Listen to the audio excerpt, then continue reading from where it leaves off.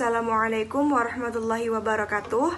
Izin memperkenalkan diri, nama saya Sarah Asofa, NPM 2021010263, Prodi Hukum Keluarga Islam, kelas C semester 4. Dalam mata kuliah Fikih Mawaris Kontemporer. Dalam video kali ini saya akan menyampaikan materi tentang warisan aul dalam Islam. Baik, langsung saja kita membahas materi pertama, yaitu pengertian aul. Istilah aul dalam definisinya dikenal dengan bertambahnya jumlah harta waris dari yang telah ditentukan furudul muqaddarah dan berkurangnya bagian para ahli waris ashabul furud. Keadaan seperti ini terjadi di saat dalam pembagiannya bagian ashabul furud makin banyak sehingga harta yang dibagikan habis, sedangkan di antara mereka ahli waris ashabul furud belum semua menerima pembagian warisannya. Maka jalan keluarnya adalah ditambahnya jumlah asal masalahnya sehingga seluruh harta waris dapat dibagi secara cukup dan sesuai jumlah ahli waris ashabul furud, yang tentunya menyebabkan pembagian masing-masing ahli waris menjadi berkurang. Baik, selanjutnya yaitu latar belakang terjadinya aul. Kasus aul pertama kali terjadi pada masa pemerintahan kekhalifahan kedua, yaitu Umar bin Khattab. Beliau sendiri sebagai pemecah masalah tersebut. Dalam perkara pertama kali, terjadi seorang wanita wafat dan meninggalkan ahli waris, yaitu suami dan dua saudara perempuan kandung.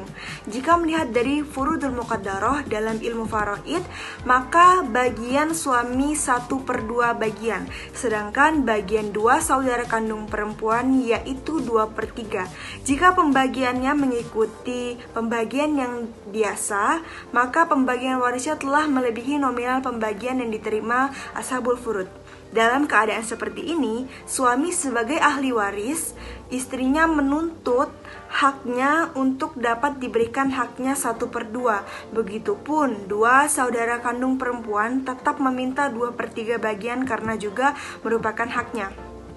Khalifah Umar bin Khattab radhiyallahu an belum bisa langsung memberikan jawaban atas waris siapa di antara mereka yang didahulukan.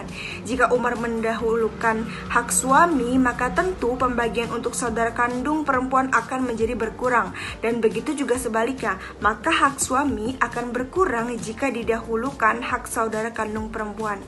Atas dasar permasalahan tersebut, Umar mengundang seluruh para sahabat untuk dapat memberikan pemahaman agamanya untuk memutus suatu perkara yang belum pernah terjadi sebelumnya pada masa Rasulullah masih hidup. Maka atas usulan sahabat yaitu Zaid bin Sabit, Umar menambahkan hak para ahli waris ashabul furud. Selanjutnya, atas penerapan aul, penambahan tersebut disepakati dan menjadi hukum sebagai keputusan yang disepakati seluruh sahabat Nabi Muhammad SAW yang memberlakukannya hingga saat ini digunakan. Materi selanjutnya yaitu cara mengaulkan atau menaikkan asal masalah. Dalam ilmu waris Islam atau ilmu faraid dikenal asal masalah keseluruhannya ada 7, yaitu asal masalah sebagai berikut. Yang pertama, asal masalah dari 6 merupakan asal masalah yang hanya dapat diaul sebanyak 4 kali, yakni dapat naik menjadi 7, 8, 9, atau 10. Yang kedua, asal masalah dari 12 merupakan asal masalah hanya diaulkan atau dinaikkan sebanyak 3 kali untuk angka ganjil saja, dinaikkan ke 13, 15, dan 17. Yang ketiga, asal masalah dari 24 merupakan asal masalah yang hanya dapat diaulkan 1 kali kepada 27. Masalah ini dikenal dengan sebutan masalah al-mimbariyah. Materi selanjutnya yaitu contoh masalah yang diaulkan. Bu Reni meninggalkan beberapa harta mulai dari tanah, tabungan, dan warisan peninggalan dari almarhum ayahnya yang jika dikalkulasikan sebesar 900 juta. Ibu Reni meninggalkan seorang suami, 2 saudari kandung, dan ibu yang sudah tua. Bagaimanakah pembagian harta waris masing-masing sesuai dengan hukum kewarisan Islam yang memiliki keadilan secara prosedural dan secara substansial? Berikut adalah penyelesaian kasus melalui aul. Ahli waris suami mendapatkan bagian 1/2, ibu mendapatkan 1/3, dua saudari kandung mendapatkan 2/3. Asal masalah yaitu 6. 1/2 dikali 6 sama dengan 3, ibu 1/3 dikali 6 sama dengan 2, dua saudari kandung 2/3 dikali 6 sama dengan 4. Pembagiannya, penerimaannya diaulkan, yaitu suami 3/9 karena penyebutannya menjadi 9. 3/9 dikali 900 juta sama dengan 300 juta. 2/9 untuk ibu dikali 900 juta sama dengan 200 juta.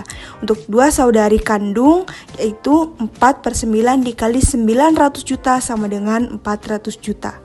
Setelah diaulkan, jumlah masing-masing harta waris yang diterima oleh ahli waris adalah sesuai dengan kaidah hukum kewarisan, yakni suami mendapatkan 300 juta, ibu mendapatkan 200 juta, dan dua saudari kandung mendapatkan 400 juta. Secara keadilan, prosedural telah memenuhi syarat karena diselesaikan dengan prosedur hukum yang berlaku, dan secara keadilan substansial telah memenuhi syarat juga karena masing-masing ahli waris mendapatkan bagian yang semestinya. Sekian materi yang dapat saya sampaikan, kurang dan lebihnya saya mohon maaf karena masih dalam proses pembelajaran. Kepada Allah saya mohon ampun. Wabillahi taufik wal hidayah. Wassalamualaikum warahmatullahi wabarakatuh.